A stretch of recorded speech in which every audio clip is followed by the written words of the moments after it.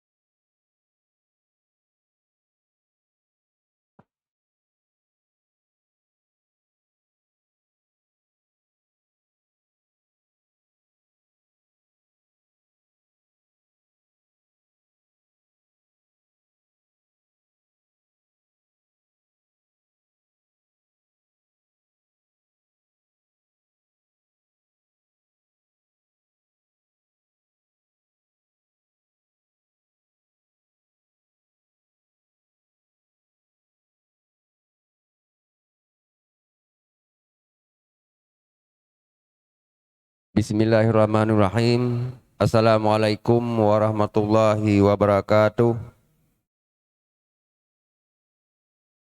Innal hamdalillahi nahmaduhu wa nasta'inuhu wa nastaghfiruh wa na'udzu billahi min syururi anfusina wa min sayyiati a'malina. May yahdihillahu fala mudhillalah wa may yudlil fala hadiyalah. Asyhadu an la ilaha illallah wa asyhadu anna Muhammadan abduhu wa rasuluh la nabiyya ba'dah. Jamaah salat subuh yang dirahmati Allah, mari kita panjatkan puji dan syukur kehadirat Allah Subhanahu wa taala atas segala nikmat yang telah diberikan kepada kita sampai pada pagi hari ini. Yang pertama, yang terutama, nikmat sehat, nikmat iman dan nikmat Islam. Kemudian salawat beserta salam kita sanjungkan kepada penghulu alam Rasulullah Muhammad sallallahu alaihi wasallam, kepada keluarganya, kepada sahabatnya, dan kepada kaum muslimin dan muslimat yang masih mengikuti risalah beliau sampai akhir zaman nanti. Amin ya rabbal alamin. Sebagaimana biasa di masjid kita tiap ba'da subuh pagi, Sabtu pagi, ba'da subuh Sabtu pagi selalu diadakan kajian kasubti, kajian subuh pagi. Alhamdulillah, Ustadz kita pada hari ini, Ustadz Ahmad Zarkasih LC, telah bersama kita, yang mana judul kajian pada hari ini adalah, pada pagi hari ini adalah fikih solat. Mari kita perpanjang itikaf kita sampai batas waktu nanti sekitar waktu suruh atau jam 6 lebih dan kurang, nanti ada tandanya. Setelah waktu suruh nanti akan diadakan tanya jawab. Lebih kurang 2 atau 3 pertanyaan. Sebagaimana sabda Rasulullah sallallahu alaihi wasallam, tidaklah suatu kaum berkumpul di suatu majelis atau masjid Allah, mereka membaca Al-Quran dan mempelajarinya, kecuali turun kepada mereka ketentraman. Rahmat menyelimuti mereka. Para malaikat mengelilingi mereka dan Allah menyebut-nyebut mereka di hadapan makhluk yang berada di sisinya. Mari kita perbanyakkan itikaf kita pada subuh pada hari ini. Mari kita dengarkan kajian Sabtu pagi ini. Kepada Ustadz kami persilakan dengan segala hormat.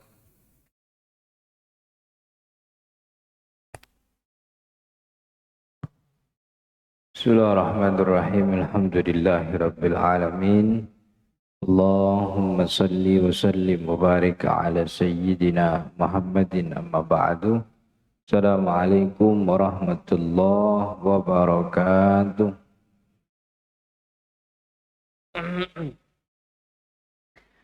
Alhamdulillah, pada pagi hari ini kita bersyukur kepada Allah diberi nikmat sehingga bisa berkumpul bersilaturahmi sekaligus juga menunaikan kewajiban kita, yaitu sholat subuh secara berjamaah, kemudian dilanjut dengan menuntut ilmu agama.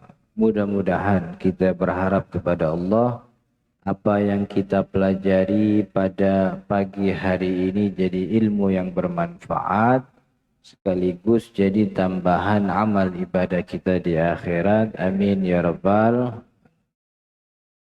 Kurang enak.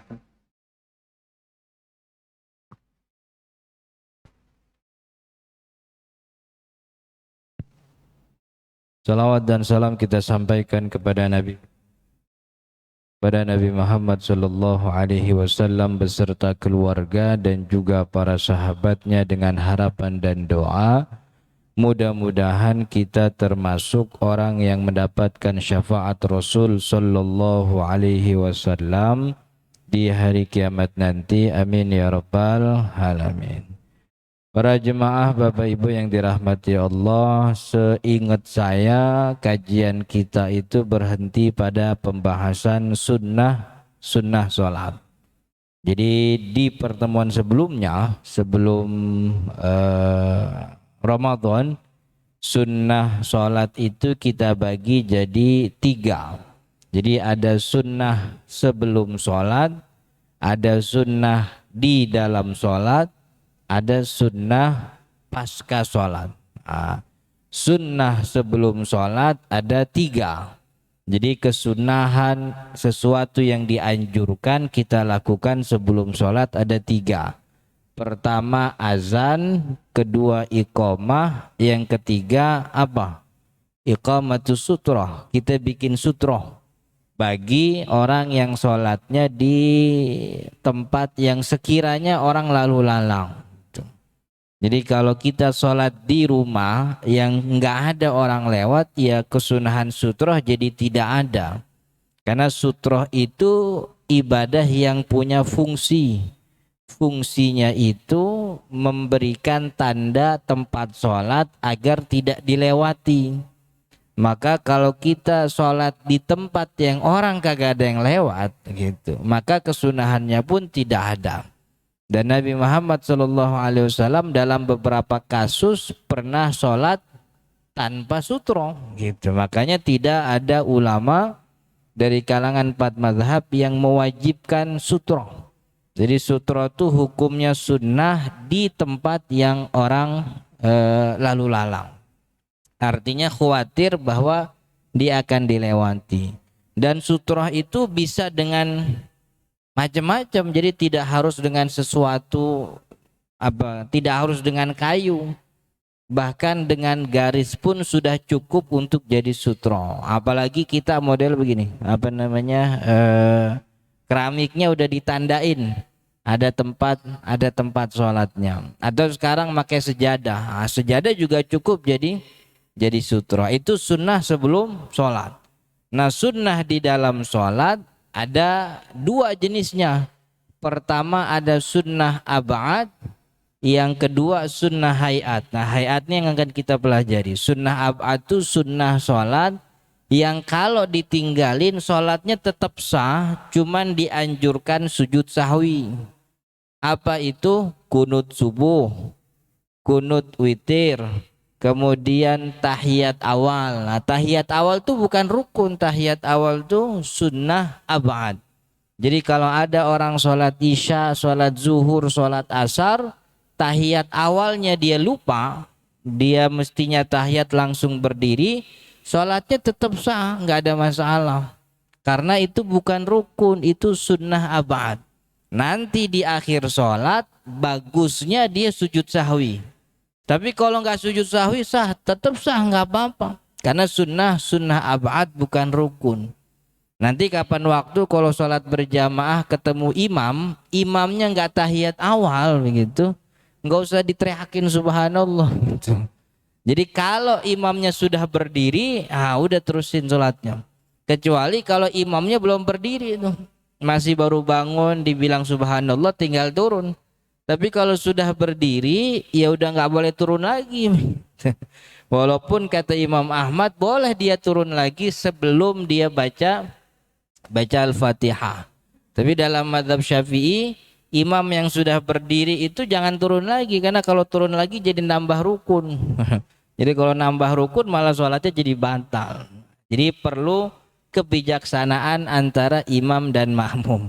Imam harus ngerti sholat, makmum juga harus paham sholat gitu. Jadi ketika imam lupa nih tahiyat awal, mestinya duduk dia berdiri. Kalau kita bilang subhanallah dia belum turun juga, biarin, nggak apa-apa. Sampai dia berdiri udah, nggak usah lagi subhanallah, nggak usah diteriakin lagi subhanallah, kan begitu. Jadi biarin dia berdiri. Kalau sudah berdiri udah terusin sholatnya. Nanti sujud sahwi, bagusnya sujud sahwi. Sujud sahwinya nggak wajib. Sujud sahwi hukumnya sunnah. Karena sujud sahwi kan tugasnya mengganti. Yang namanya pengganti itu hukumnya sama seperti yang digantikan. Yang digantikan sunnah, maka sujud sahwi hukumnya juga sunnah begitu. Nah, selain sunnah abad, ada sunnah hayat. Nah, sunnah hayat ini adalah sunnah yang dianjurkan di dalam sholat.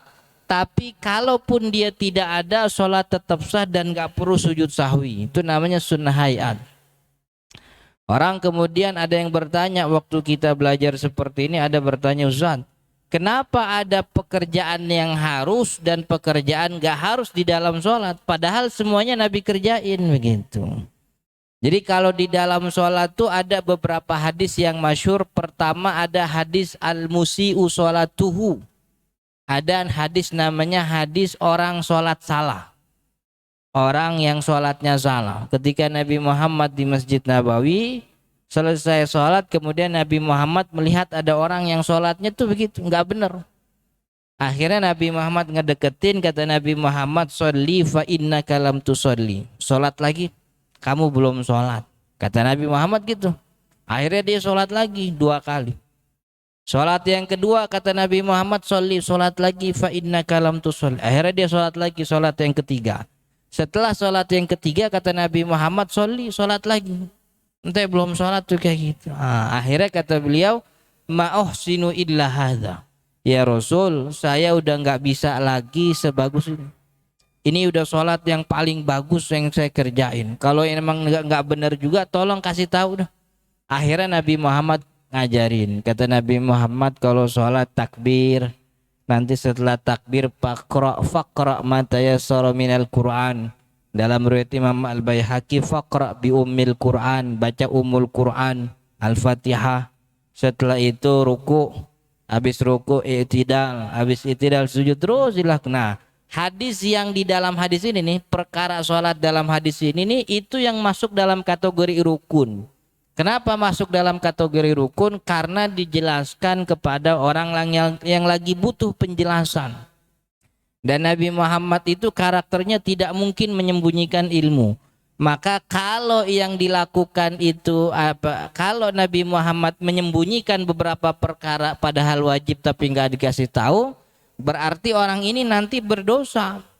Dan dia berdosa karena sebab apa? Karena sebab nggak dibilangin sama Nabi. Nah itu kan aib bagi Nabi Muhammad. Maka kata ulama, hadis yang diajarin sama Nabi kepada orang yang lagi salah sholatnya, ini rukun nih.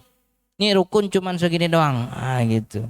Nah kemudian di samping hadis musyi sholatuhu, kan kemudian Nabi Muhammad sholat. Nabi Muhammad sholat kemudian dilihat sama para sahabat, dilihat sama istrinya, dilihat sama sahabat yang lain.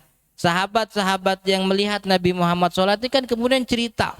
Nah ceritanya kadang beda-beda. Kadang Nabi Muhammad ngangkat tangan, tapi kadang Nabi Muhammad enggak. Nabi Muhammad satu waktu habis takbir bacanya Allahumma kunutnya kunut. Iftitahnya orang Muhammadiyah gimana? Allahumma ba'id baini wa baina khotoya. Satu waktu Nabi Muhammad ngomongnya Allahu Akbar kabira walhamdulillahi katsira Nah yang kayak gitu-gitu tuh masuk dalam kategori rukun. Kenapa kategori rukun? Karena yang rukun sudah ada pada orang yang salah sholatnya tadi. Nah selain yang itu masuknya kategori rukun. Karena maksudnya kategori sunnah sholat. Jadi dikerjain gak dikerjain sholatnya tetap sah. Karena yang namanya rukun itu ulama juga sering sebut dengan istilah fardu sholat. Fardu sholat. Fardu sholat itu dari kalimat faridoh. Faridoh itu artinya ketetapan yang pasti. Ketetapan yang itu doang gitu. Maksudnya enggak kanan enggak kiri, ketetapannya pasti. Makanya kalau kita belajar ilmu faraid, namanya ilmu faraid itu. Kenapa namanya ilmu faraid? Itu ilmu jatah warisan yang pasti. Karena Allah yang langsung jelasin tuh. Jadi kumpulan dari kalimat faridah. Nah, dalam riwayat sholat, banyak nih riwayatnya Nabi Muhammad SAW tentang sholat. Ada satu gerakan yang riwayat ini semua riwayat nyebutin. Kayak Nabi Muhammad takbir, riwayat itu Nabi disebutin, ini disebutin. Berarti ini masuk dalam kategori rukun nih, fardu. Itu ketetapannya pasti. Tapi kalau ngangkat tangan, nah gitu, ngangkat tangan ketika takbiratul ihram, satu riwayat bilang Nabi Muhammad ngangkat tangan, tapi riwayat lain bilangnya enggak. Oh berarti ini bukan rukun nih. Kenapa? Karena ketetapannya tidak pasti. Atau ketetapannya ada, dia selalu ngangkat tangan, tapi ngangkat tangannya beda-beda. Kadang sampai kuping, kadang sampai dada. Makanya mengangkat tangan ketika takbir itu bukan rukun sholat. Bukan rukun sholat. Jadi nggak perlu lagi bingung atau terlalu meributkan ngangkat tangan ketika takbir tuh yang benar sampai kuping sampai dada. Nggak perlu lagi begitu. Karena ngangkat atau tidak ngangkat sholat orang tetap sah, yang penting takbir gitu. Baik sampai kuping atau sampai dada sholatnya tetap sah. Yang nggak boleh tuh kalau dia takbir yang dia angkat tangan orang lain. Nah itu nggak boleh. Itu gak jadi sholat, akhirnya malah berantem. Yang penting tangan sendiri diangkat gitu. Itu namanya sunnah sholat. Jadi dia dalam riwayat Nabi Muhammad, riwayatnya beda-beda, ada variasi riwayat. Satu waktu Nabi Muhammad doanya Allahumma ba'id baini, satu waktu Allahu akbar kabira. Bahkan dalam riwayat lain Nabi Muhammad kata Sayyidina Umar, iftataha bitta'awudzi, Nabi Muhammad cuman buka salatnya pakai a'udzubillah. Oh berarti doa iftitah atau doa istiftah itu bukan rukun salat. Karena riwayatnya bervariasi begitu. Yang namanya rukun tuh riwayatnya harus pasti. Satu, enggak boleh kiri kanan. Takbiratul ihram, ruku, sujud, i'tidal itu kan riwayatnya pasti. Sedangkan riwayat yang lain itu ada variasi, maka nggak masuk dalam kategori rukun sholat. Mudah-mudahan bisa dipahami nih soal rukun. Jadi kenapa Nabi Muhammad mengerjakan sholat tapi kemudian hasilnya ada yang harus, ada yang nggak harus ya tadi itu. Apa sunnah ayat yang pertama? Yang pertama tadi mengangkat tangan ketika takbir. Caranya gimana? Ini caranya orang Syafi'i. Caranya dengan mengangkat kedua tangan, menghadapkan telapak tangan ke kiblat, merenggangkan jarinya, jadi tidak terlalu renggang, tidak juga terlalu rapat begitu, dan mensejajarkan jari jempol ke daun kuping. Nah, itu caranya orang Syafi'i gitu. Jadi jempolnya ini sejajar dengan daun kuping. Kalaupun mengangkat hanya sampai pundak itu juga sama baiknya. Dalam riwayat Imam Muslim disebutkan dari Wa'il bin Hujr radhiyallahu an bahwasanya ra'an Nabi sallallahu alaihi wasallam, dia melihat Nabi Muhammad rafa'a yadayhi hina dakhala fi shalah. Ketika Nabi Muhammad ngangkat tangan masuk salat, wa kabbar, kemudian beliau bertakbir, wa saffahu ma hiyala udhunaihi. Nabi Muhammad mensejajarkan kedua tangannya hiyala udhunaihi, sejajar dengan kupingnya. Itu riwayat Imam Muslim. Riwayat lain beda lagi gitu. Jadi riwayat yang dipakai oleh ulama Syafi'i bahwa ngangkat tangan sampai sejajar sampai kuping, dan dalam riwayat lain tuh gimana hadisnya, wa massa ibhamahu syafatai udhunaihi, dan jempolnya tuh menyentuh daun telinganya gitu. Itu riwayat orang Syafi'i begitu. Tapi kalau ngangkat tangan sampai dada boleh, nggak ada masalah. Cuman ini bukan urusan benar apa nggak benar, ini urusan bagus nggak bagus. benernya takbir doang, nggak usah ngangkat tangan juga udah bener. Cuman bagusnya kalau kata kita nih orang Syafi'i, bagusnya ngangkatnya sampai kuping. Kalau kata Ahnaf kan cukup sampai dada. Imam Ahmad bin Hambal cukup sampai dada saja begitu. Jadi kalau orang Syafi'i ngangkat tangan sampai kuping gitu. Iyalah udhunaihi, sejajar dengan dengan kupingnya. Tapi itu sunnah ya. Artinya nggak ngangkat tangan juga nggak apa-apa. Makanya yang penting tuh takbir, rukunnya tuh takbir. Jadi kalau orang ngangkat tangan doang nggak takbir, sholatnya nggak sah. Karena dia yang ninggalin rukun, begitu. Yang bagus itu ya dia takbir, dia ngangkat tangan juga. Kemudian yang kedua bersedekap. Nah bersedekap juga sama nih, itu sunnah sholat. Artinya Ustaz kalau habis takbir tangan dilurusin sholatnya sah, sholatnya sah. Ya paling habis sholat ditanyain sama orang lain kan gitu. Lo sholat kok begitu? Apalagi kalau jadi imam dilihatin tuh, imam orang apaan tuh sholatnya gak bersedekap. Jadi bersedekap tuh hukumnya sunnah. Bagaimana? Yaitu dengan menaruh tangan kanan di atas tangan kiri, yakni telapak tangan kanan beserta pergelangannya berada di tangan kiri gitu. Ini telapak tangan kanan beserta pergelangan ada di tangan ini, di tangan kiri. Bukan di atas telapak tangan tapi di tangannya. Ini kan apa namanya, telapak tangan luar. Ini tangan sampai siku. Nah siku ke atas namanya, kalau di Indonesia namanya lengan ya. Kan ini 3 bagian beda-beda nih. Itu kalau dalam bahasa Arab ini dari ujung jari tengah sampai pergelangan namanya yadun. Gitu. Dari pergelangan sampai siku namanya sa'id. Dari siku sampai pundak namanya adud. Itu beda. Kalau bahasa Inggris kan dari ujung jari sampai pergelangan namanya apa? Elbow. Elbow ya, bukan teh. Elbow kan bener? Dari pergelangan sampai siku namanya bukan. Ini pergelangan ini namanya arms. ARM. Arms. Ini dari pergelangan sampai siku namanya elbow. Nah, dari siku sampai pundak namanya beda lagi tuh. Nah, itu juga jadi telapak tangan kanan taruhnya di atas tangan kiri gitu. Dan posisinya ada di bawah dada, di atas pusar. Enggak di dada, enggak juga di pusar, antara dua. Jadi di atas perut. Perut di atas pusar, di bawah dada. Itu orang Syafi'i gitu. Begitu, orang Syafi'i gitu. Kalau bersedekapnya di atas dada boleh orang Ahnaf ya begitu. Mazhabnya Imam Abi Hanifah termasuk mazhabnya Imam Ahmad bin Hambal bersedekapnya di atas dada. Ada salah satu kitab yang masyhur sekali di antara mahasiswa syariat itu namanya kitab Subulus Salam.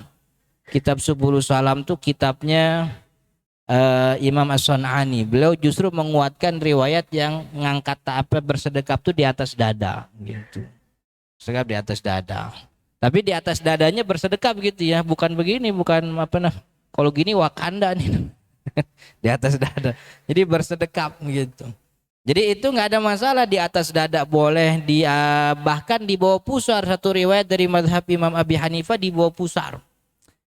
Ada Ustadz kalau orang bersedekap tuh di bawah di atas pusar, di bawah dada, tapi ke pinggir sini nih, mana? Ke pinggir ada gak? Saya sih belum nemu kitabnya di mana begitu. Saya belum pernah nemu ada kitab yang menjelaskan tentang itu. Cuman bisa jadi saya yang nggak dapat kitabnya begitu. Karena beberapa orang tua kami juga melakukan itu. Jadi bersedekapnya itu di bagian kiri gitu. Bisa jadi dulu zaman penjajahan gitu ya.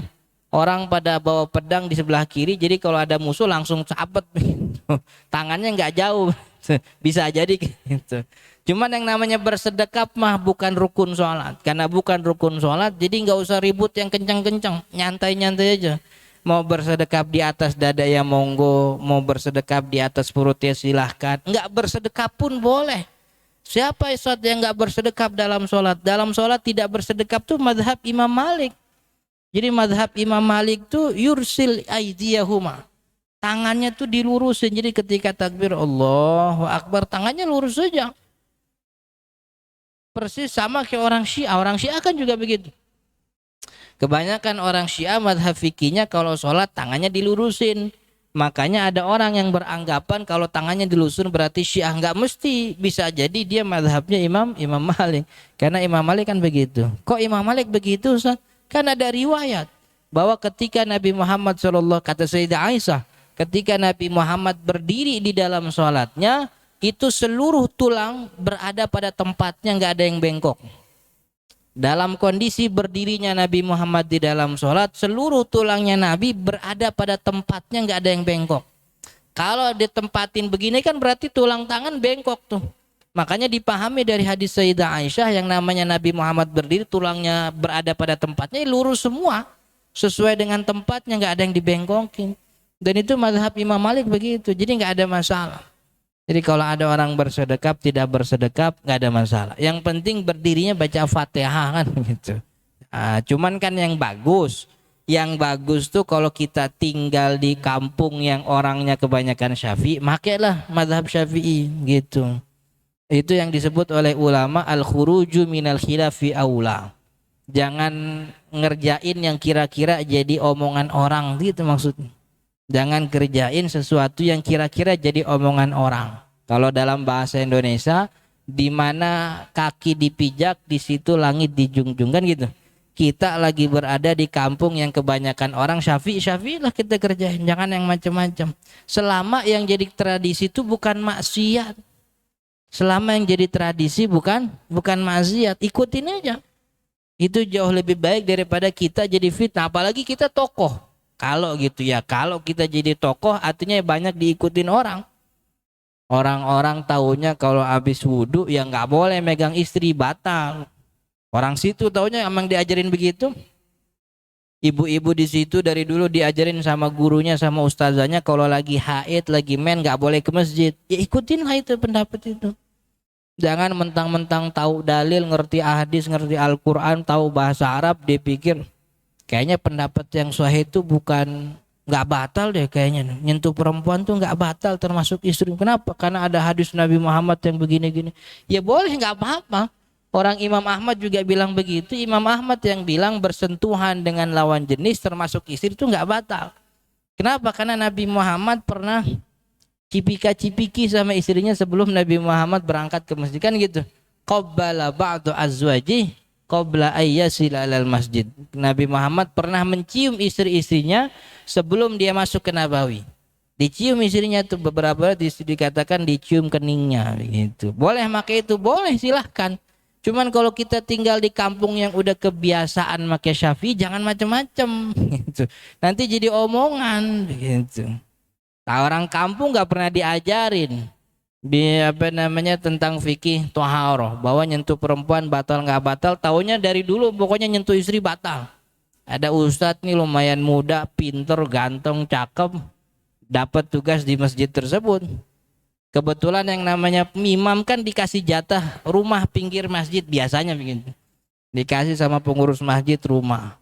Ini anak muda karena pinter dia pilih-pilih pendapat, dia kira kayaknya riwayat ini kuat nih, nggak batal nyentuh perempuan karena Nabi Muhammad habis wudhu pernah nyium istrinya nggak wudhu lagi. Akhirnya dia pakailah pendapat itu. Datang waktu sholat keluar rumah ditemenin sama istrinya. Dia bilang sama istrinya, mah papa mau sholat dulu ya begitu. Itu yang namanya orang mau sholat kan udah pada ramai ke masjid. Akhirnya dia bilang, mama mau sholat, papa mau sholat dulu. Dicium tuh istrinya, jidatnya dicium, pipi kanan, pipi kiri dicium, masih kurang istrinya nyium tangannya gitu. Orang yang lewat kan ngeliat, dia bilang, Ustadz romantis banget gitu. Mau sholat nih kayak mau pergi jihad katanya gitu. Nah orang kan lihat tuh si Ustadz cipika-cipiki sama bininya. Ketika orang masuk masjid, dia lihat juga Ustadz. Tuh Ustadz tadi gue lihat cipika-cipiki langsung sholat sunnah kagak pakai wudhu lagi, kan batal itu wudhunya kan gitu.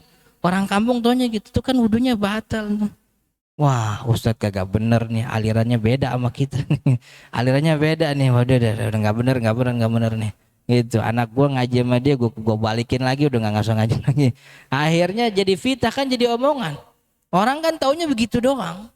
Orang kita tuh kan apalagi zaman media sosial kan begitu.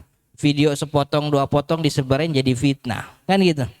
Kayak kemarin ada video tiga anak SD mau sekolah, dia pakai nyebrangnya tuh pakai ini eretan itu ya. Wah, orang kasihan. Padahal jembatannya ada kan, asli kehidupannya nggak begitu. Itu eretan buat kelapa sawit rupanya. Kan ya, itu eretan buat kelapa sawit, emang kalau dibawa kan berat. Maka orang situ bikin eretan tuh. Digelonggongin aja tuh kelapa sawit pakai ayunan. Nih anak-anak iseng. Memakai sekolah jalan ke jembatan, dia bosan kali, dia iseng main eretan, di videoin. Dikira kesian ya anak tuh. Padahal itu eretan kelapa sawit, bukan buat orang itu. Kan gitu. Videonya potong-potong kan begitu nih di Ustadz nih, lihat nih. Oh, belum wudu udah sholat aja. Macam-macam akhirnya. Jadi fitnah. Makanya sebisa mungkin kita jangan ngerjain yang kira-kira bakal jadi fitnah. Jangan kita. Nabi Muhammad tuh ngajarin gitu. Dulu Nabi Muhammad malam-malam nih. Nabi Muhammad malam-malam kan dulu Nabawi mah kan kagak ada lampu, nggak kayak kita. Dulu Nabawi nggak ada lampu, Nabi Muhammad malam lagi i'tikaf di masjid begitu. Kemudian lagi i'tikaf ternyata dia butuh sesuatu, dia panggil istrinya dari pinggir masjid. Dia panggil istrinya. Datang istrinya 2 orang, yaitu Sofiyah dengan satu lagi saya lupa namanya. Jadi istri Nabi 2. Datang tuh nyamperin Nabi Muhammad di pinggir masjid. Datang, dibilangin Nabi Muhammad punya hajat begini. Lagi ngomong sama istrinya 2 orang tuh, Nabi Muhammad lagi ngomong sama bininya yang 2 orang itu. Kemudian ada sahabat Nabi yang mau masuk masjid, mau i'tikaf juga 2 orang. Datang ke masjid. Cuman karena di dalam masjid Nabi Muhammad lagi ngobrol sama istrinya, dia nggak tahu tuh perempuan siapa. Yang dia tahu Nabi Muhammad lagi ngobrol sama perempuan. Dia rasa kagak enak, akhirnya dia nggak jadi ke masjid. Dia nggak enak tuh. Dia nggak enak, akhirnya dia keluar masjid. Nah, tahu Nabi Muhammad itu sahabat datang nggak jadi masuk gara-gara nggak enak sama Nabi Muhammad, dipanggil lagi ya sahabat. Ala ruslikuma. Ala ruslikuma itu artinya bentar mau kemana? Gitu. Nggak apa-apa Nabi, nggak enak kalau gangguin Nabi lagi ngobrol. Bahasa kitanya begitu. Terus Nabi Muhammad bilang, innaha Sofiyah. Ini Sofiyah nih istri saya. Gitu. Terus kata sahabat Nabi, Masya Allah, la nusi'u bikadzon ya Rasul. Nggak usah ngomong itu istri, saya emang nggak bakal suuzon sama Nabi. Dia bilang begitu sahabat Nabi. Nabi Muhammad kan takut macam-macam, dijelasin, ini istri saya Sofiyah. Tapi kata sahabat Nabi, ya Rasul, saya emang nggak bakal suuzon. Apa kata Nabi Muhammad? Kalau bahasa kita gini, ente sih nggak bakal suuzon sekarang. Tapi kalau saya nggak kasih tahu ini istri saya, itu setan ngacak-ngacak otak ente. Nanti nyampe tempat sono tempat sini, ente belum punya informasi yang paripurna tentang siapa perempuan yang bersama saya nanti, bersama saya tadi itu. Akhirnya di sono setan bisikin, ente ngomongin dah ke orang-orang. Ditanya sama temennya, lu dari mana tadi? Dari Nabawi. Ada siapa? Ada Nabi. Sama siapa Nabi? Sama perempuan, tahu siapa? Kan jadi fitnah tuh. Sama perempuan tuh tahu sama siapa? Nabi Muhammad istri udah banyak, masih diem-dieman juga sama perempuan. Kan jadi begitu, yang namanya setan kan gitu. Ente sih nggak bakal suuzon sekarang. Entar ente keluar dari Nabawi, nggak punya ilmu paripurna tentang apa yang terjadi, akhirnya dibisikin sama setan jadi ngomong macam-macam. Kan gitu. Orang kalau nyampein kabar kan jangan harap kabarnya kurang, nambah bisa tuh kan gitu. Orang kalau nyampein kabar nih, jangan harap kabarnya tuh kurang, pasti nambah tuh. Beda kalau orang nyampein duit.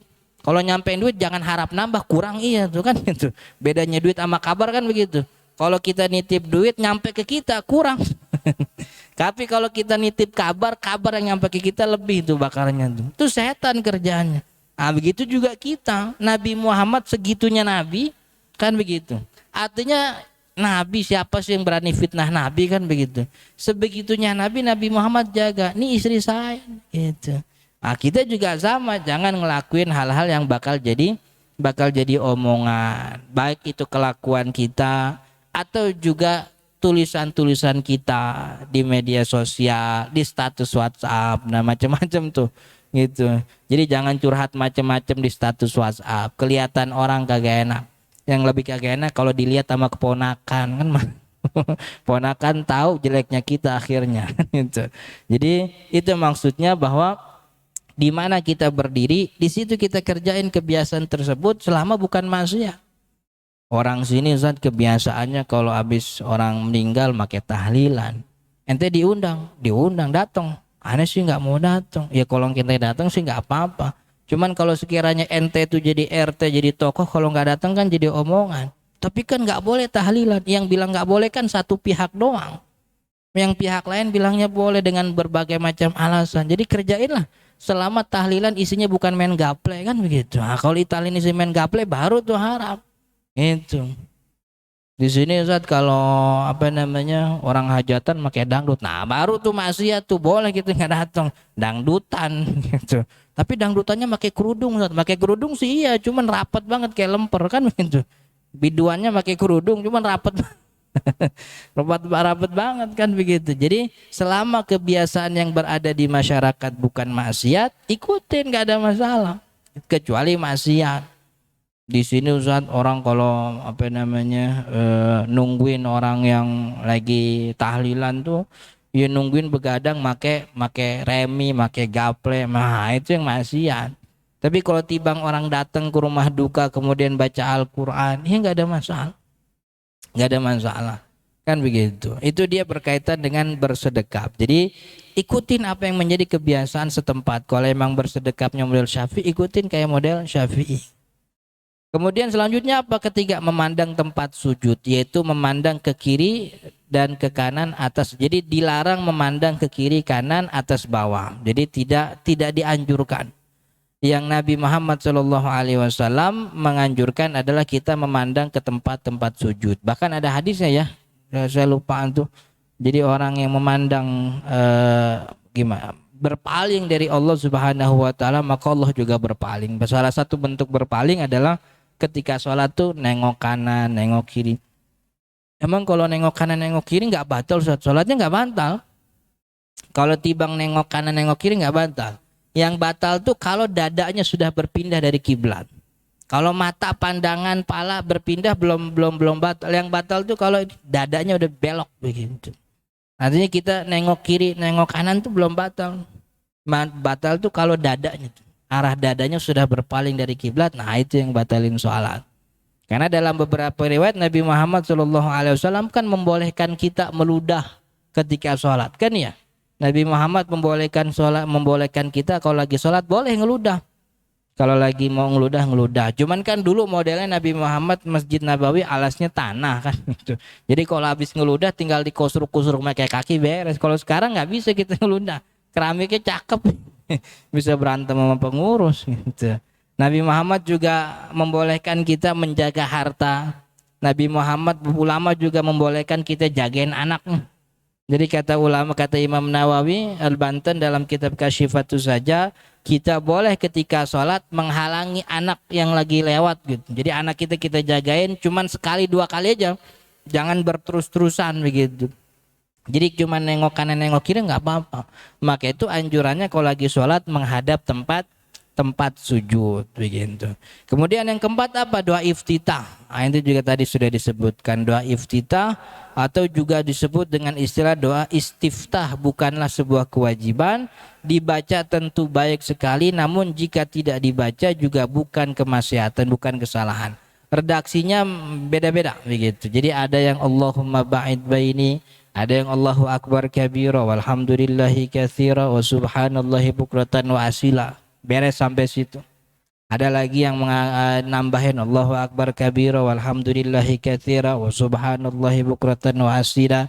Wajjahtu wajhiya lilladzi fataras samawati wal arda hanifa muslima wa ma ana minal musyrikin. Inna salati wa nusuki wa mahyaya wa mamati lillahi rabbil alamin. Dalam riwayat Sayyidina Umar bin Khattab, Nabi Muhammad pernah buka salat cuman make a'udzubillahi samil alim minasyaitonir rajim. Jadi doa iftitah macam-macam. Kalau nggak baca doa iftitah Ustaz nggak apa-apa. Jadi doa iftitah dibaca bagus, nggak dibaca juga nggak ada masalah. Kalau mau baca banyak versinya. Allahumma ba'id. Bahkan kalau salat malamnya Nabi doa iftitahnya kan beda. Kalau salat malam ada doa iftitah yang rutin dikerjakan oleh Nabi Muhammad berbeda dengan salat 5 waktu pada umumnya. Kemudian apalagi ta'awudz, a'udzubillah sebelum baca surat Al-Fatihah. Jadi sebelum baca Al-Fatihah, a'udzubillahi minasyaitonirrajim. Kalau udah kelanjur bismillah Ustaz, langsung bismillahirrahmanirrahim, alhamdulillah, apa kita balik lagi a'udzu? Enggak usah. Jadi udah ada tempat-tempatnya. Jadi urutannya pertama doa iftitah, a'udzubillah, Al-Fatihah. Jadi kalau kita langsung a'udzubillah, enggak usah balik doa iftitah. Kalau kita udah langsung Al-Fatihah, enggak usah balik iftitah, enggak usah balik a'udzubillah. Jadi urutannya tuh begitu. Jadi setelah takbiratul ihram, doa iftitah, a'udzubillah, Al-Fatihah. Urutannya begitu. Kalau kita udah Al-Fatihah nggak usah balik lagi. Gitu. Begitu itu urutan dalam sholat begitu. Termasuk kemarin tuh waktu sholat Idul Fitri. Idul Fitri itu urutannya takbir dulu baru baca ayat. Maka kalau ada orang yang lupa takbir yang 7 kali 5 kali itu langsung Al-Fatihah ya nggak apa-apa karena takbir itu sunnah. Nanti setelah baca Fatihah nggak usah takbir lagi karena tempatnya udah lewat.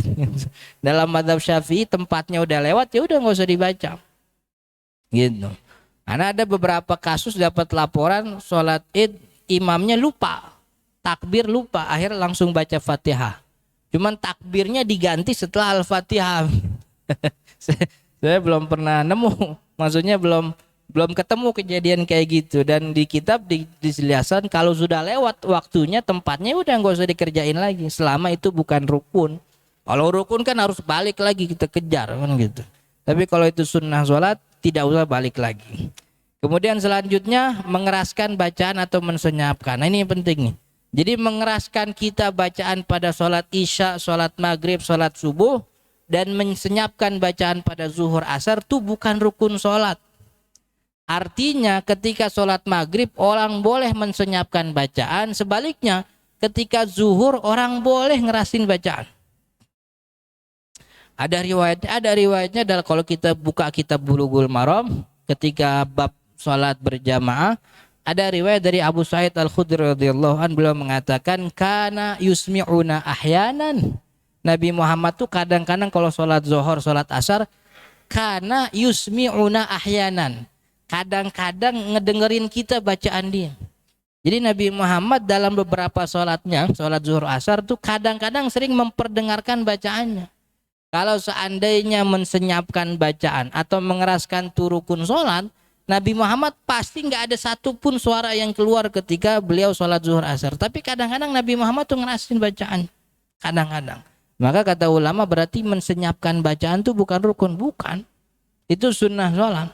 Jadi kalau kita lagi sholat misalnya di terminal, stasiun, di halte misalnya, lagi sholat maghrib, isya, dapat di bandara, dapat imamnya diem aja, nggak apa-apa, tetap sah sholat kita.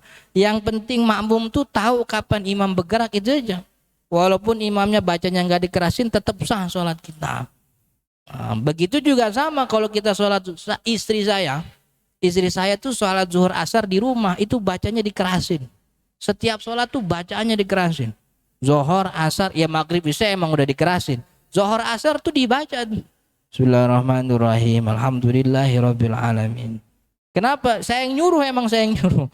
Karena model waktu awal kali nikah ketemu tuh istri, dia model sholat zuhur 5 rakaat mulu.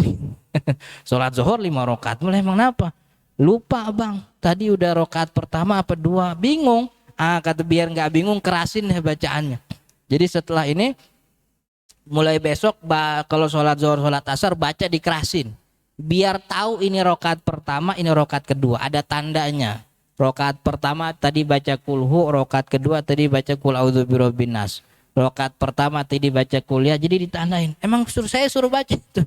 Sholat zuhur, nah modelnya sering lupa. Kan zuhur asar namanya orang sholat di rumah kan mirip semua ya. Mirip semua. Jadi daripada keder dibaca. Jadi zuhur asar dikerasin. Nah itu nggak ada, begitu juga sama kita nih. Sholat zuhur, sholat asar kalau lagi di rumah, atau sholat tahajud atau sholat duha lagi di rumah takut salah rokaatnya, kerasin aja bacaannya.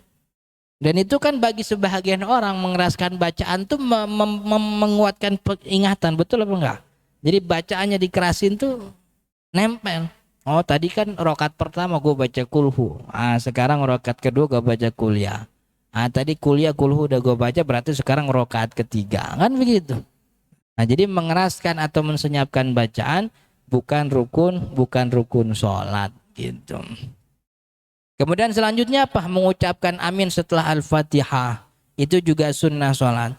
Dalam hadis Nabi Muhammad SAW kata beliau, man wafaqa ta'minahu ta'minal malaikah ghufira lahu ma taqaddama min dzambi. Kata Nabi Muhammad, siapa yang aminnya barengan dengan aminnya malaikat setelah baca surat Al-Fatihah imam, ghufira lahu ma taqaddama min dzambi, maka dosanya akan diampuni seluruhnya dosa yang telah lampau. Jadi ketika imam baca waladhdallin, kita amin, amin kita bareng sama aminnya malaikat, itu dosa kita diampuni semuanya. Dalam hadis dalam hadis disebutkan demikian. Berarti yang sesuai dengan malaikat kira-kira berapa? Habis 2 kali ketukan waladhdallin, amin gitu. Jadi ada jeda 2 kali ketukan. Jangan baru dolinnya belum beres sudah amin duluan kayak bocah. Bocah kan ya. Amin belum beres, awal dolin belum beres, amin dulu. Jadi 2 kali ketukan. 1, 2, amin gitu. Amin yang sunnah buat siapa Ustaz? Amin sunnah dua-duanya. Imamnya sunnah, makmumnya juga sunnah. Jadi imam amin juga, makmum amin juga.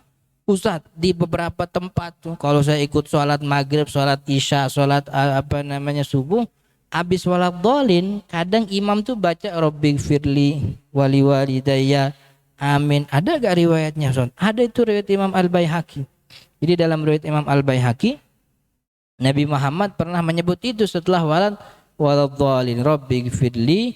Dalam riwayat Imam Al-Baihaqi waladhdallin Rabbighfirli amin, begitu. Ditambahin oleh sebahagian ulama Syafi'i dengan wali walidayya karena min jami'ad doa, karena keduanya sama-sama doa, yang penting dikasih jeda. Jadi ini kata ulama Syafi'i begitu ya. Riwayat Imam Al-Baihaqi, setelah waladhdallin Nabi Muhammad mengucapkan Rabbighfirli, ditambahkan oleh ulama wali walidayya karena keduanya sama-sama doa. Rabbighfirli setelah waladhdallin kasih jeda. Jangan langsung dibarengin. Kalau dibarengin nanti khawatir Rabbighfirlinya bagian dari Al-Fatihah, kan padahal bukan. Waladhdallin Rabbighfirli wali walidayya amin, begitu. Nggak pakai Rabbighfirli boleh ya, boleh, nggak apa-apa, tapi pakai Rabbighfirli juga nggak ada masalah.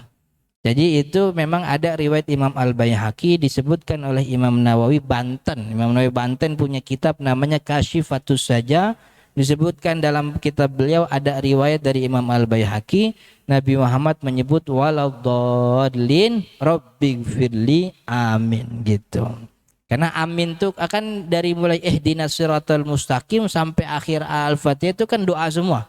Ihdinas siratal mustaqim, siratal ladzina an'amta alaihim ghairil maghdubi alaihim waladhdallin, kun doa. Makanya disunahkan amin. Amin itu namanya ismu fi'lin. Jadi dia ism tapi fi'il. Artinya Allahumma stajib, ya Allah kabulkanlah. Maka mumpung lagi doa begitu ya. Mumpung lagi doa, tambahin doa sekalian. Amin. Emang boleh Ustaz nambahin doa dalam? Boleh. Dalam banyak riwayat Nabi Muhammad ketika selesai baca ayat azab, Nabi Muhammad minta Allahumma inni a'udzubika minhu, kan begitu. Setiap baca ayat rahmat, Allahumma adkhil ummati fih, kan begitu. Ya Allah masukkan umatku dalam rahmat. Jadi Nabi Muhammad setiap selesai baca ayat rahmat doa. Nabi Muhammad setelah baca ayat azab, Nabi Muhammad doa, minta perlindungan. Kalau setiap dalam sholat boleh, kenapa Al-Fatihah nggak boleh? Ayat yang lain juga boleh, kan begitu. Jadi tidak ada masalah begitu. Kemudian selanjutnya apa yang ke-8? Tanggung satu. Ini syuruknya jam berapa sekarang?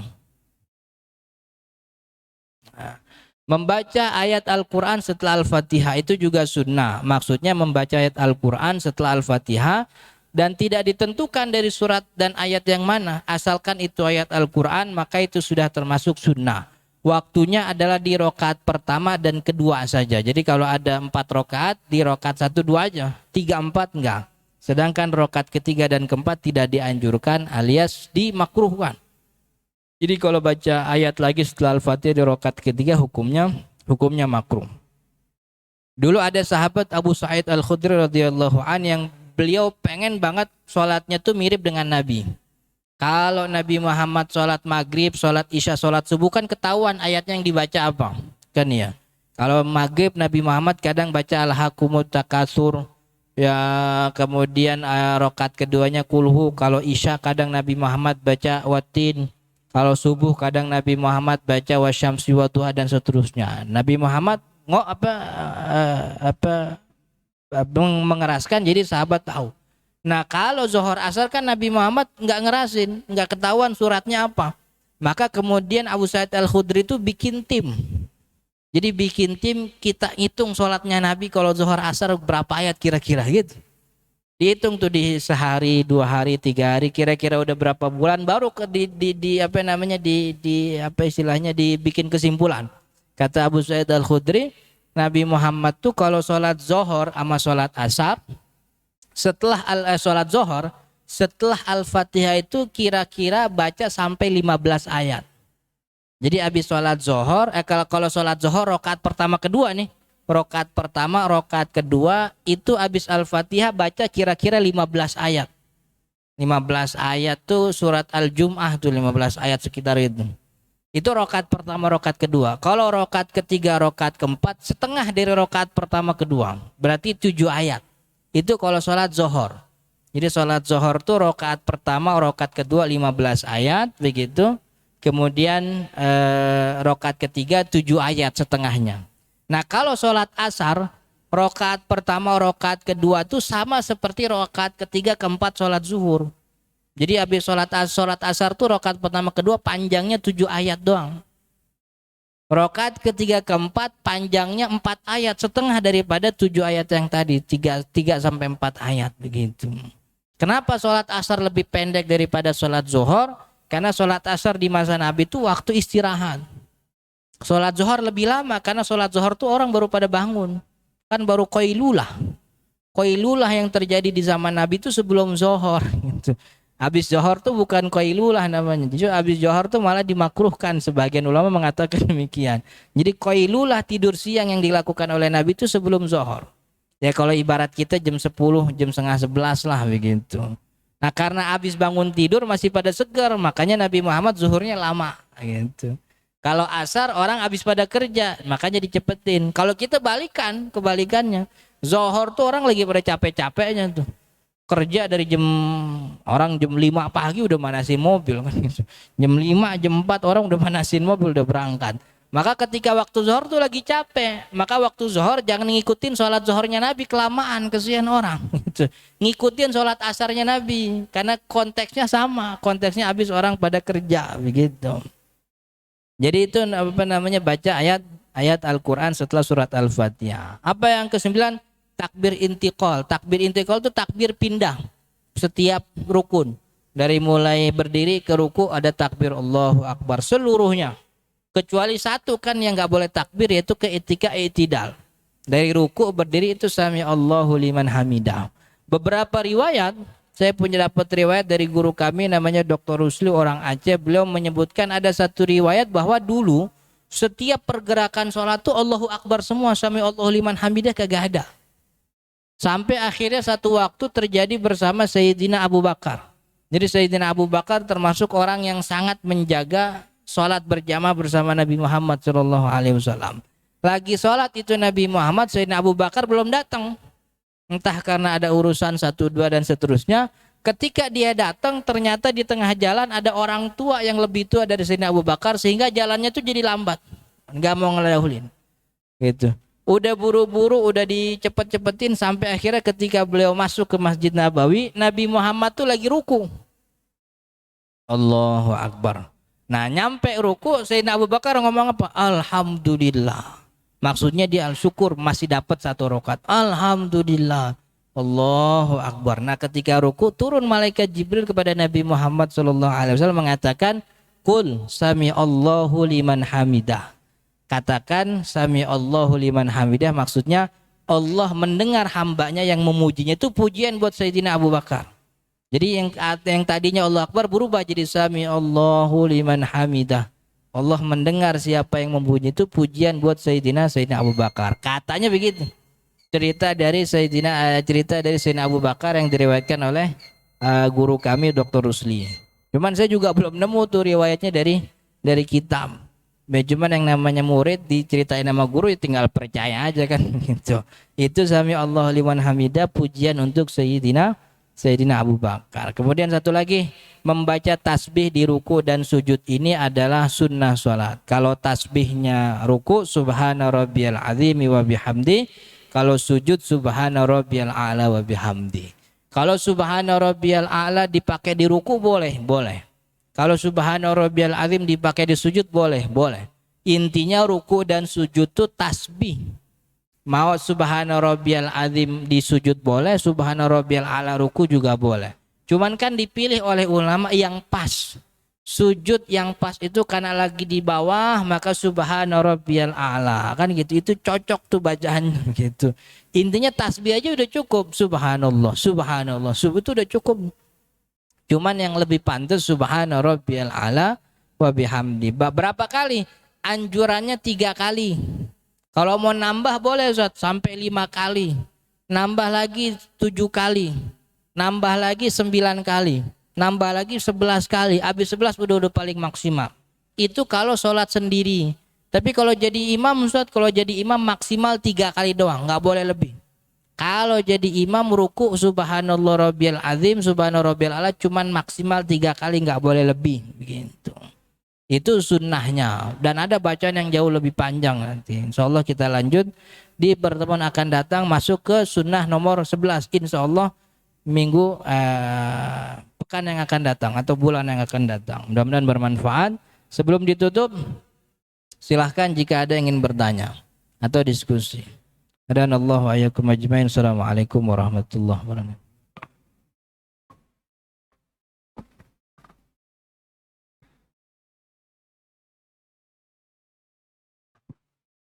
Assalamualaikum warahmatullahi wabarakatuh.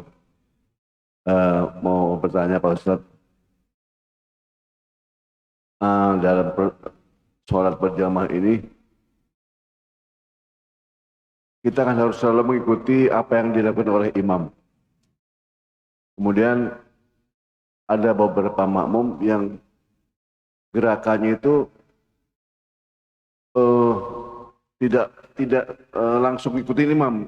Ada jeda waktu berapa yang dibolehkan, kira-kira berapa lama makmum itu boleh tidak sama dengan imam. Misalnya sujud, kan imam sudah bangkit dari sujud, ada beberapa makmum ini yang masih lama bangunnya gitu dari sujud. Yang ditoleransi kira-kira berapa menit? Boleh tidak langsung bersama dengan gerakan imam, Ustaz. Barangkali sementara itu dulu, Ustaz. Terima kasih. Assalamualaikum warahmatullahi wabarakatuh. Assalamualaikum warahmatullahi wabarakatuh. Jadi salah satu hal yang membuat terputusnya berjamaah itu adalah artinya makmum udah keluar dari jamaah, dia tertinggal 2 rukun daripada imam. Jadi imamnya udah lebih 2 rukun, dia masih di rukun yang sama. Jadi kalau dia berdiri, imamnya udah ruku, kemudian i'tidal, berarti kan cuma 1 rukun tuh ya. Karena emang kalau lagi ruku ya makmum berdiri emang masih gitu. Ketika udah i'tidal ketinggalan 1 ruku. Pas imam sujud berarti ketinggalan ruku sama i'tidal tuh udah 2 tuh. 2 saya kayak gitu, itu yang membuat makmum berhenti jamaahnya. Makanya sholatnya nggak batal, cuman dia keluar dari jemaah. Makanya jadi makmum kalau emang imam udah ruku ikutin ruku. Saat saya belum beres Fatihah nggak apa-apa, belum beres Fatihah ikutin. Karena Fatihah itu salah satu rukun yang ditanggung oleh imam kalau kita nggak baca gitu. Saya tasbihnya belum beres, nggak apa-apa tasbih nggak baca, yang penting ikutin aja. Makanya kita juga kudu pinter nih imam, jadi makmum kudu pinter. Kalau kita tahu imamnya rada cepetan, maka kita baca juga rada cepetan. Gitu. Kalau kita tahu imamnya rada lambat, ya jadi nyantai sholatnya. Nah, jadi imam juga begitu, harus ngerti kondisi makmum. Jangan terlalu lama, jangan juga terlalu cepat. Jadi pada intinya sesuatu yang membuat dia keluar dari jamaah kalau dia ketinggalan 2 kali rukun, begitu. Termasuk juga kalau sebagian ulama Syafi'i mengatakan kalau kita lebih lama berdiri, maksudnya imamnya kita sujud duluan gitu. Kita sujud duluan, imam belum sujud. maksudnya imam lagi mau sujud, cuman kita udah keburu sujud duluan. Nah, imamnya orang tua, kita rada mudaan, kita sujudnya lebih cepat gitu. Nah, itu kan sebenarnya juga tidak dianjurkan. Walaupun tidak diharamkan, tapi itu dimakruhkan. Maka sebagai pengganti kemakruhan, nanti ketika duduk kita lamain sebagaimana lamanya kita sujud. Artinya kan tadi kita sujud duluan nih. Jaraknya berapa kali? Jaraknya kira-kira 1, 2, 3, 5 detik baru imam sujud. Nah, nanti ketika duduk, imamnya udah sujud, kita juga lamain duduknya sebagai ganti tadi kita ngelamain duluan. Jadi lamain 5 kali 5 detik begitu. Jadi disamain. Jadi pada intinya makmum ikutilah apa yang dilakukan oleh imam dalam gerakan zahir. Dalam gerakan zahir. Kalau gerakan yang sifatnya tidak zahir seperti bersedekap, nunjuk apa enggak, ngangkat tangannya itu tidak zahir, itu enggak ngikutin enggak apa-apa. Artinya imam sampai kuping kita sampai dada boleh. Imam bersedekap di dada kita di pusar enggak ada masalah. Itu gerakannya bukan gerakan zahir. Yang enggak boleh beda itu gerakan zahir. Diri, ruku, i'tidal, sujud begitu. Oke. Ada lagi?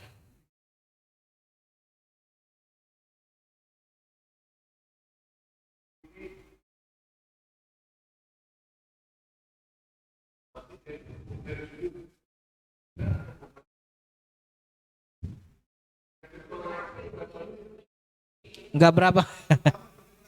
Iya. Oh, itu terlalu lama. Ya, yang penting makmum yang penting imam belum ganti rukun. Jadi sebenarnya nggak ada masalah itu orang memperlama sujud. Cuman memang tidak disukai alias makruh. Selama imam belum ganti rukun begitu, itu sebenarnya nggak ada masalah. Cuman tidak disukai, dimakruhkan seperti itu. Maka jadi makmum ya tidak perlu terlalu lama sujudnya. Kalau emang imam sudah bangun ya bangun aja, nggak ada masalah. Jadi jangan sampai imam ganti rukun. Kalau ganti rukun tuh udah bahaya. Kemudian masuk rukun selanjutnya makmum ketinggalan. Maksudnya makmum terputus dari jamaah. Gitu. Oke? Ada lagi?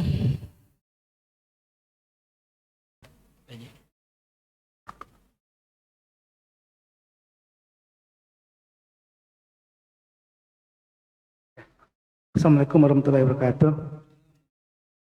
Ustadz, makasih atas penjelasannya. Ada 2 pertanyaan Ustadz. Pertama soal mengangkat tangan ketika takbir. Nomor 1 tadi itu Ustadz. Nomor terakhir tadi kan ada takbir intikal. Nah, itu soal mengangkat tangan takbir ini atau begini. Ada yang melaksanakan Ustadz setiap takbir karena itu disunahkan. Itu setiap takbir di dalam antara rukun perpisahan rukun tadi itu dia selalu itu mengangkat tangan. Ya. Jadi ketika iktidal, rukuk, sujud, mengangkat tangan. Itu apakah memang disunahkan juga begitu? Itu satu hal Ustaz. Ini yang kedua Ustaz, ini soal pengamatan saya aja. Itu sebaiknya Ustaz ketika jarak dari azan ketika melaksanakan sholat iqamah itu di sini kan ada timer gitu. Kalau di sini timer subuh saya lihat lebih panjang Ustaz. Jadi orang-orang udah di masjid sekitar kita itu udah melaksanakan sholat subuh, kita belum. Jadi kita agak terlambat dikit ini, wah subuh agak terlambat. Tetapi lain halnya dengan asar atau dengan zuhur, itu agak beda. Timernya itu agak cepat. Jadi saya melihat ketika ini kan orang-orang kan WFH ini banyak yang di rumah. Ini boleh nggak kebijakan dari imam nih Ustaz? Saya melihat waktu asar ketika azan dikumandangkan, timernya itu sudah diatur di sini, ya, melaksanakan qamat. Setelah saya lihat banyak jamaah yang ini nih apa istilahnya terlambat. Ya, saya lihat ketika udah selesai imam itu di rakaat terakhir udah selesai, itu banyak yang berdiri, bahkan itu 2 saf. Ada yang 2 saf kalau zuhur itu saya lihat. Jadi bagaimana kalau umpamanya dilambatkan ikamatnya gitu loh, supaya jamaah ini berkumpul dulu. Terima kasih Ustaz. Assalamualaikum warahmatullahi wabarakatuh. Assalamualaikum warahmatullahi wabarakatuh. Pertama, tadi belum saya jelasin tuh betul. Ngangkat tangan tuh ada cuman di 4 tempat doang. Mengangkat tangan ketika sholat, ini hukumnya semua sunnah. Ngangkat tangan ketika sholat cuman 4 tempat. Pertama takbiratul ihram, awal kali sholat. Yang kedua ruku ketika pengen ruku. Yang ketiga bangun dari ruku. Yang keempat bangun dari tahiyat awal. Udah 4 itu doang tuh. Takbiratul ihram 1, kemudian ngangkat lagi ketika mau ruku Allahu Akbar, ruku ke i'tidal Allahu Akbar tuh 3. Satu lagi kapan? Satu lagi ketika berdiri dari rakaat kedua yang ada tahiyatnya. Jadi berdiri dari setelah tahiyat awal gitu. Sebahagian ulama Syafi'i mengatakan kalaupun itu bukan di rakaat kedua, seperti makmum yang ketinggalan masbuk, misalnya itu di rakaat misalnya rakaat ketiga misalnya, dia karena imamnya tahiyat, dia tahiyat, imamnya assalamualaikum kan dia berdiri, karena itu berdiri setelah tahiyat maka juga disunnahkan ngangkat tangan. Intinya ada 4 tempatnya tuh, takbiratul ihram, mau ruku, habis ruku, maksudnya i'tidal, yang keempat setelah tahiyat awal. Itu 4 kondisi di mana orang disunnahkan ngangkat tangan. Selain 4 ini nggak ada kesunahan lagi. Artinya dari sujud ke berdiri nggak ada ngangkat tangan, tidak disunnahkan. Dari sujud ke duduk nggak ada ngangkat tangan. Gitu, ngangkat tangan cuma 4 doang tadi. Lalu bagaimana Ustaz antara azan dan iqamah? Azan dan iqamah itu jarak waktunya tidak pernah dibatasi oleh syariat. Artinya syariat tidak pernah membatasi kalau azan itu iqamah harusnya sekian menit, nggak ada. Keputusan qomat atau tidak itu ada pada imam. Karena dulu kan modelnya gitu. Yang azan Bilal, lalu sahabat Nabi para nunggu sholat sunnah, nunggu Nabi Muhammad keluar. Ketika Nabi Muhammad keluar langsung iqamah. Jadi karena itu jadi pertanda bahwa iqamah itu Nabi Muhammad keluar. Makanya Nabi Muhammad gak pernah diceritakan beliau sholat qobliyah di Masjid Nabi, itu kagak ada. Nabi Muhammad sholat qobliyah ba'diyahnya di rumah semua. Makanya dari dulu sampai sekarang orang ribut soal qobliyah Jumat sunnah apa kagak. Karena Nabi Muhammad gak pernah teriwayat qobliyah Jumat. Ya jangankan qobliyah Jumat, qobliyah Zuhur aja kagak tuh Nabi Muhammad gak diriwayatin di Masjid Nabawi gitu. Jadi modelnya tuh yang menentukan iqamah tuh adalah imam. Jadi walaupun waktunya masih sekian menit, kata imam qomat gitu. Jadi imam yang nentuin. Cuman kan kemudian ada beberapa orang yang berinisiasi gimana waktunya kita sesuaikan dengan kebutuhan orang.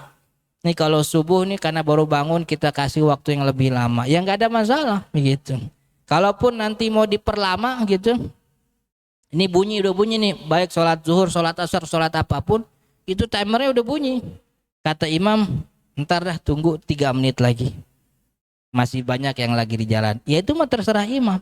Jadi dikembalikan kebijakannya terhadap imam gitu. Tapi kalau kata imam jangankan timernya belum bunyi, kata imam qomat. Memang itu keputusan ada pada imam yang berhak menentukan.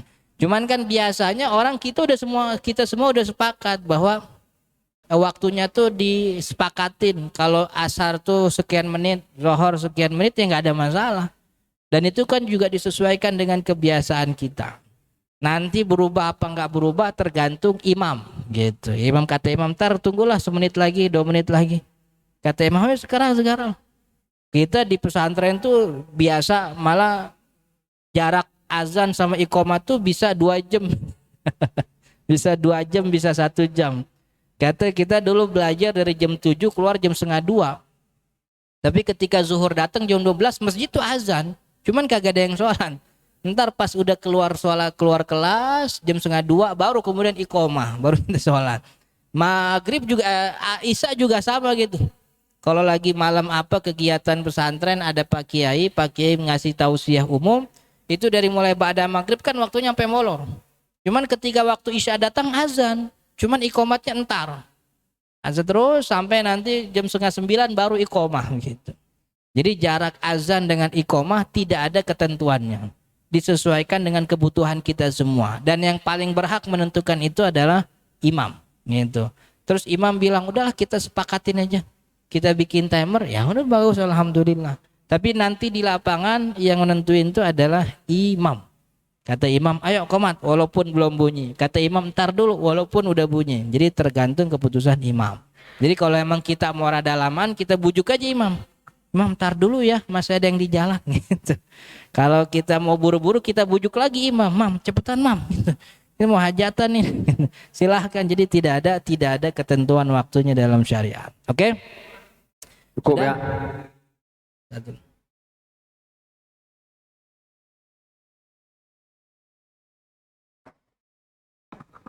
Terima kasih Pak Moderator. Assalamualaikum warahmatullahi wabarakatuh Pak Ustadz. Assalamualaikum warahmatullahi wabarakatuh. Yang saya tanyakan mengenai Nabi setelah beruduk sebelum sholat pernah mencium Nabi atau mencium istrinya tidak batal. Ya, itu kan istri itu kan memang halal ya, udah ijab kabulnya. Sekarang kita bersalaman sama orang yang bukan muhrim, itu kan bersentuhannya udah haram, tapi kok bisa nggak batal gitu Ustaz? Iya. Nah kayak dari imam tadi kan bersalaman. Iya menurut analisanya itu kalau Nabi itu istilahnya kan sama istri ya. Belum pernah Nabi itu bersalaman sama yang bukan istri. Nah, itu logikanya memang nggak batal mungkin ya karena istri itu halal. Ini orang lain kata orang kan nggak batal. Nah, yang kedua mungkin koreksi aja Pak Ustadz. Mohon maaf kalau saya salah. Itu tadi mengenai sunnah daripada itu enggak amin. Ini mohon maaf saya kalau saya salah. Itu saya baca BA itu kan amin, amin, amin, amin. Itu kan beda-beda artinya. Oh, iya. Di situ saya lihat Ustadz kan misalnya amin biasa. Itu kan artinya beda. Bukan kabulkanlah ya Allah. Kalau kabulkan itu amin. Jadi A-nya 2, I-nya 2. Mohon maaf Ustadz kalau saya salah. Assalamualaikum warahmatullahi wabarakatuh. Iya. Pertama terkait dengan itu yang bilang bersentuhan dengan lawan jenis nggak batal tuh Hambali. Siapapun perempuannya kalau kita bersentuhan itu tidak membatalkan wudhu kita. Alasannya bukan istri nggak istri, alasannya tuh mahram apa bukan mahram. Pokoknya kalau mahram nggak batal, kalau bukan mahram, alasannya. Alasannya pokoknya setiap perempuan sama nggak batal. Jadi kalau Imam Ahmad bin Hambal tidak membatalkan wudhu. Kalau Syafi'i kan bilangnya batal. Tapi yang batal itu yang bukan mahram. Dan istri termasuk bukan mahram kita. Istri mahram apa bukan? Mahram apa bukan? Bukan. Kalau mahram gak boleh kita kawinin tuh istri. Akad yang terjadi antara kita dengan wali si gadis itu bukan membuat dia jadi mahram. Tapi menghalalkan kemaluannya.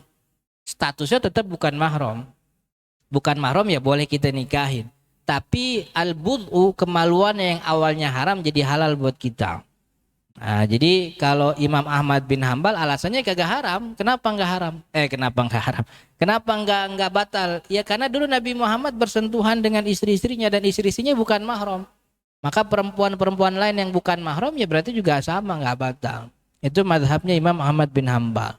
Tapi kalau mazhab Syafi'i batal, perempuan batal, termasuk istri. Yang nggak batal tuh kalau mahram, adik kandung, ibu, nenek, kakak, bibi, mertua ya mertua juga mahram, mertua perempuan, mantu juga mahram. Dengan catatan mantu sudah bergaul dengan anak kita, itu jadi mahram. Tapi kalau mantunya baru nikah belum jadi mahram tuh. Ini kita punya anak, kawin sama perempuan yang dia demen. Kalau masih hari pertama belum mahram belum gitu. Jadi kalau kita megang tuh masih batal tuh. Kenapa? Ini anak belum bergaul sama dia. Menjadi mahram kalau dia bergaul gitu. Oke? Ya. Satu lagi koreksi tentang amin betul. Jadi kalau dalam kitabnya Imam Nawawi Banten tuh amin ada versi dan keempat-empatnya sah. Jadi ada A-nya panjang, mimnya panjang. Amin. Yang kedua ada A-nya panjang, A-nya pendek, mimnya panjang. Amin gitu. Kemudian ada dua lagi saya lupa tuh. Jadi 4 versi itu semuanya sah. Jadi amin. Cuman yang umum yang lazim di masyarakat kita A-nya panjang, mimnya juga panjang. Amin. Tapi kalau amin A-nya pendek juga nggak ada masalah. Nanti saya cek lagi itu ada 4 bacaan amin yang dibolehkan gitu. Oke. Mudah-mudahan bermanfaat dan Allah wa iyyakum ajmain. Assalamualaikum warahmatullahi wabarakatuh. Terima kasih Ustadz ilmunya pada hari ini. Sebagai informasi tambahan, pada sholat suruh nanti alhamdulillah ibu-ibu menyediakan konsumsi di belakang.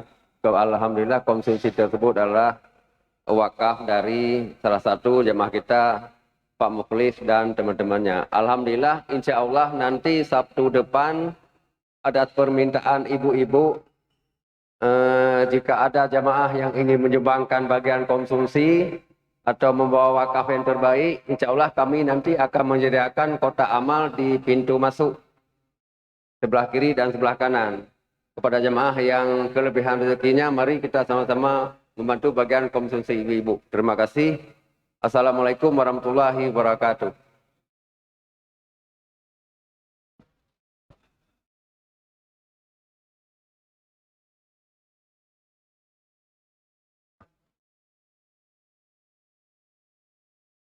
Doa kafaratul majlis. Subhanakallahumma wa bihamdika asyhadu an la ilaha illa anta astaghfiruka wa atubu ilaik. Assalamualaikum warahmatullahi wabarakatuh.